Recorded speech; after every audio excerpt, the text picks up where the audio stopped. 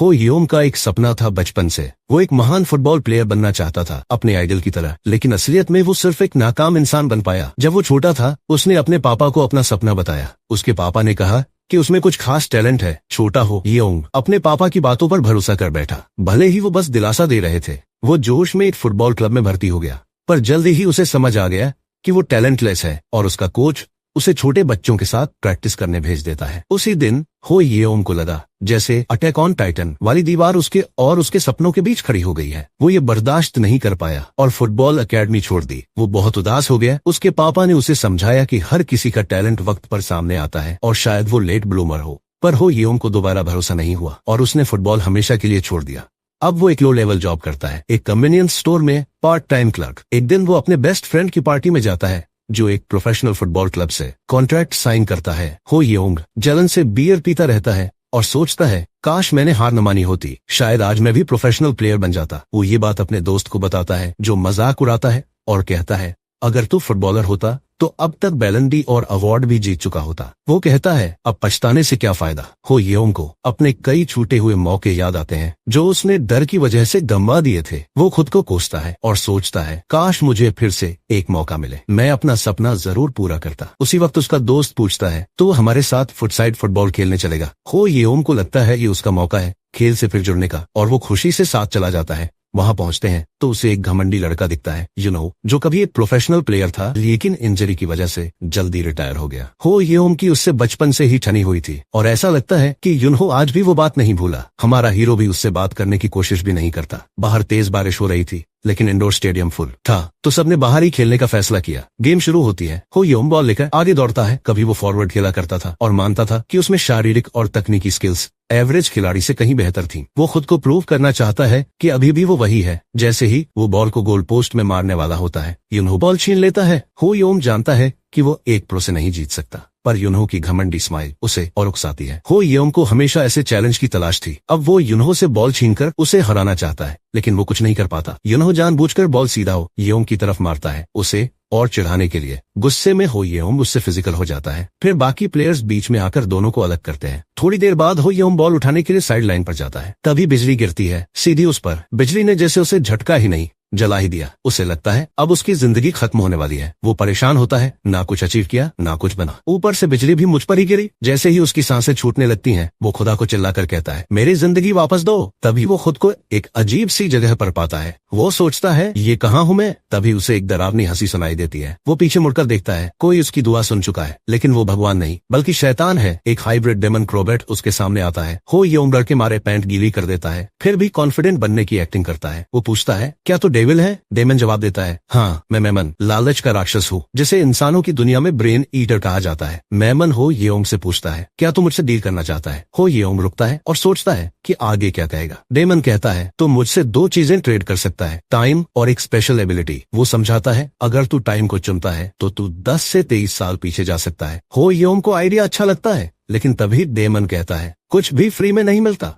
इसकी कीमत चुकानी होगी। डेमन हो येओंग की छाती में उंगली मारते हुए कहता है कि जितने साल पीछे जाएगा उतने साल उसकी लाइफ से कट जाएंगे। अगर मैं तुम्हारी जगह होता तो खुशी खुशी ये डील ले लेता। वो कहता है अगर वो 23 साल पीछे जाएगा तो उसकी उम्र में से 23 साल कम हो जाएंगे, लेकिन किसी को नहीं पता कि उसकी कुल उम्र कितनी होगी। हो येओंग हंसता है और कहता है कि इसमें कोई दिक्कत नहीं है। वो सोचता है कि अगर किस्मत अच्छी रही तो उसकी उम्र 100 साल होगी और तब भी वो लंबा जी लेगा और अगर उससे कम भी जिया तो भी वो संतुष्ट रहेगा। अब डेमन दूसरे विकल्प की बात करता है, एक खास ताकत। डेमन बताता है कि वो एक ऐसी शक्ति दे सकता है जिससे हो येओंग दूसरों की टैलेंट्स अपनी बना सकेगा। हो येओंग को ये बात थोड़ा अजीब लगती है लेकिन फिर भी वो ये ऑफर स्वीकार कर लेता है। हैरानी की बात ये होती है कि डेमन इस शक्ति के बदले कोई कीमत नहीं मांगता। हो येओंग मजाक में पूछता है कि क्या ये कोई अंडरवर्ल्ड की सोशल सर्विस है। डेमन कहता है बस बताओ कितने साल पीछे जाना चाहते हो। हो येओंग तुरंत समझ जाता है कि वो किस उम्र में जाना चाहता है। जैसे ही वो आंख खोलता है वो फिर से 10 साल का बच्चा बन चुका होता है। टीवी पर उसका फेवरेट फुटबॉलर दिख रहा होता है। वो चेक करता है कि उसका शरीर अब सच में बच्चे जैसा है और उसे पता चलता है कि वो पूरे 14 साल पीछे चला गया है। अब वो 3rd ग्रेड में है। वो हवा में पंच मारता है और सोचता है अब मैं सब कुछ हासिल कर सकता हूँ। तभी वो अपने मम्मी पापा को देखता है जो अब बहुत यंग दिखते हैं। डिनर के दौरान उसके पापा वही पुराना सवाल पूछते हैं, बेटा क्या बनना है। हो येओंग जवाब देता है फुटबॉलर। पापा पूछते हैं क्या अपने आइडल जेसन जैसा। हो येओंग मुस्कुराता है और कहता है उससे भी ज्यादा धमाकेदार। मम्मी पापा हंसते हैं और उसे चीयर करते हैं। अब चूंकि वो सिर्फ 10 साल का है, उसके पास पूरी जिंदगी पड़ी है। वो पापा से पूछता है, मेरी हाइपरनोवा बॉल कहाँ है? पापा उसे बॉल देते हैं, वो बॉल लेता है और पार्क में बाहर जाकर बॉल के साथ ड्रिबल करता है और सोचता है बचपन ही तो सबसे मजेदार हिस्सा था जिंदगी का। अब हो येओंग सोचता है कि डेमन की दी हुई शक्ति ट्राई करके देखी जाए। वो ध्यान लगाता है और एक सिस्टम विंडो सामने आ जाती है जिसमें लिखा होता है कि अभी उसके पास कोई टैलेंट नहीं है। वो उदास हो जाता है। सिस्टम विंडो प्रूव कर देती है कि वो बचपन में भी टैलेंटलेस था। वो सोचता है कि इस हालात में तो वो बॉल बॉय बनने लायक भी नहीं है। फिर भी वो प्रैक्टिस करता रहता है ताकि अपने छोटे शरीर की आदत डाल सके। उसे लगता है काश कोई मिल जाए जिससे मैं खुद को कंपेयर कर सकूं। तभी पीछे से एक आवाज आती है, क्यों बॉल के साथ छेड़छाड़ कर रहा है जब तुझे खेलना नहीं आता? उसका जानी दुश्मन युनहो आता है। हो येओंग उससे तुरंत बहस करने लगता है, लेकिन इस बार वो उसे घूंसा नहीं मारता। वो सोचता है कि क्यों ना उसकी स्किल्स को ध्यान से देखा जाए। जैसे ही वो युनहो को देखता है, सिस्टम विंडो फिर से खुल जाती है। अब उसमें लिखा है कि युनहो के पास 2 टैलेंट्स हैं, फुटबॉल प्रोडिजी और powerful mid range shot. System बताता है कि अगर हो येओंग को युनहो की टैलेंट कॉपी करनी है तो उसे उसके साथ 60 मिनट तक फुटबॉल खेलना होगा। हो येओंग बहुत खुश हो जाता है। उसे लगता है कि डेमन मेमोन की दी गई शक्ति से वो न सिर्फ अपनी बल्कि दूसरों की टैलेंट्स भी देख सकता है। हालांकि हो येओंग को समझ आता है कि युनहो उतना भी महान नहीं है जितना वो सोचता था। उसका टैलेंट सिर्फ बी रैंक का है। वो तय करता है कि चाहे कुछ भी हो, ट्राई तो करके देखता हूँ। वो युनहो से कहता है, चल फुटबॉल खेलते हैं। युनो उसका प्रस्ताव स्वीकार कर लेता है। वे दोनों 60 मिनट तक खेलते हैं, जहां युनो उसे बुरी तरह से पीटता है। युनो कहता है, पेड़ के साथ खेलूं तो ज्यादा मजा आएगा, तो किसी काम का नहीं। लेकिन हो येओंग का मकसद पूरा हो जाता है। 60 मिनट बाद सिस्टम उसे 2 टैलेंट्स में से एक चुनने को कहता है और वो रैंक फुटबॉल प्रोडिजी टैलेंट को चुनता है। जैसे ही वो स्किल उठाता है, डेमन की मैजिक एक्टिव हो जाती है और वो टैलेंट उसकी स्टेटस विंडो में कॉपी हो जाता है। हो येओंग बहुत खुश होता है। अब वो युनहो के बराबर हो गया है। उसे पता है कि अब वो कितना आगे बढ़ सकता है, ये उसकी मेहनत पर डिपेंड करता है। लेकिन अब उसके अंदर कॉन्फिडेंस आ गया है। फिर हो येओंग युनहो को देखता है और पाता है कि टैलेंट कॉपी करने का मतलब ये नहीं कि ओरिजिनल पर्सन से वो टैलेंट चला जाएगा। युनहो के पास अब भी उसकी टैलेंट है। सिस्टम दिखाता है कि अगली टैलेंट जो सी रैंक की है, कॉपी करने के लिए उसे युनहो के साथ 50 मिनट और फुटबॉल खेलनी होगी। युनहो जाने लगता है, लेकिन हो येओंग उसे थोड़ा और खेलने के लिए कहता है। युनहो कहता है कि मैं किसी ऐसे बंदे के साथ नहीं खेलता जो खुद ही बेकार है। लेकिन हो येओंग उसे स्नैक्स का लालच देकर मना लेता है। आखिर युनहो अभी बच्चा ही है। फिर दोनों दोबारा खेलते हैं और 50 मिनट बाद हो येओंग थक जाता है, लेकिन अब वो युनहो की दूसरी स्किल भी कॉपी कर सकता है। युनहो कहता है कि तू तो एक ही प्रैक्टिस में काफी अच्छा हो गया है। हो येओंग मन ही मन मुस्कुराता है और उसका थैंक्स करता है। वो इतना खुश है कि सोचता है उसे अच्छे क्वालिटी के स्नैक्स दिला दो। लेकिन तभी युनहो कहता है, तेरी मम्मी डांटेगी नहीं महंगे स्नैक्स खरीदने पर,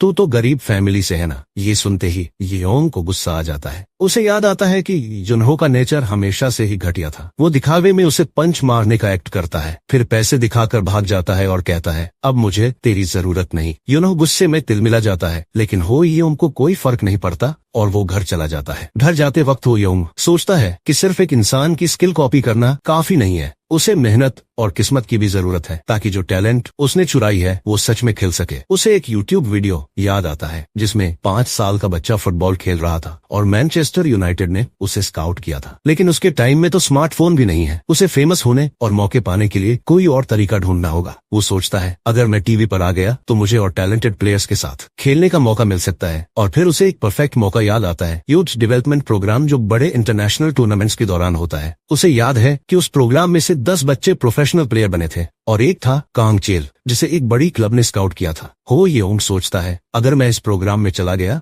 तो ये मेरा गोल्डन टिकट होगा सक्सेस के लिए। वो अपने मम्मी पापा को बताता है कि वो शूट डोरी नाम के यूथ प्रोग्राम में जाना चाहता है। ये पहली बार ऐसा प्रोग्राम हो रहा है। उसके मम्मी पापा ने इसके बारे में पहले कभी नहीं सुना क्योंकि ये तब तक फेमस नहीं हुआ था। लेकिन हो येओंग जानता है कि यही वो कैनन इवेंट है जिसने कोरियन फुटबॉल का भविष्य बदला था। पापा न्यूज आर्टिकल पढ़ते हैं जिसमें लिखा है कि शूट डोरी एक ऐसा प्रोग्राम है जो 10 साल से कम उम्र के बच्चों को ट्रेन करता है, वो भी सेलिब्रिटी कोचेस के अंदर, ताकि टैलेंटेड प्लेयर्स को ढूंढा जा सके। ऑडिशन जल्दी ही होने वाले हैं। हो येओंग अपने मम्मी पापा का हाथ पकड़कर कहता है, मैं ये करना चाहता हूँ। वो दोनों सपोर्ट करते हैं और कहते हैं, अगर तुम करना चाहते हो तो हम तुम्हारे साथ हैं। काश मेरे पेरेंट्स भी ऐसे होते। थोड़े समय बाद ऑडिशन का दिन आ जाता है। हो येओंग उस ट्रेनिंग फैसिलिटी में जाता है जहां ऑडिशन हो रहे होते हैं। ऑडिशन के जज होते हैं किम जोंग कुक, जो एक सिंगर और पार्ट टाइम फुटबॉलर है, और बाकी 2 जज शो की प्रोडक्शन टीम से होते हैं। प्रोड्यूसर को ज्यादा स्किल्स से मतलब नहीं होता। वो चाहता है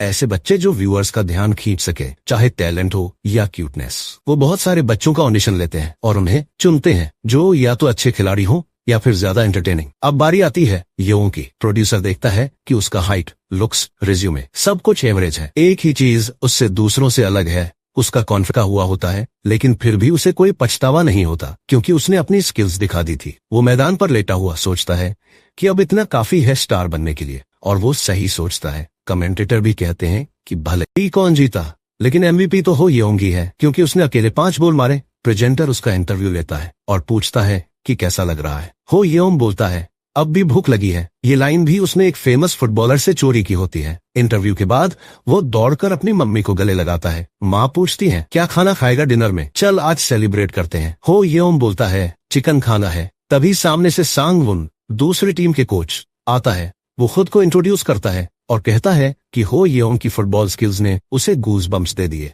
फिर वो मम्मी से बात करता है और सीधा मुद्दे पर आता है, मैं आपके बेटे को ट्रेन करना चाहता हूँ। माँ चौंक। Subscribe for part 2.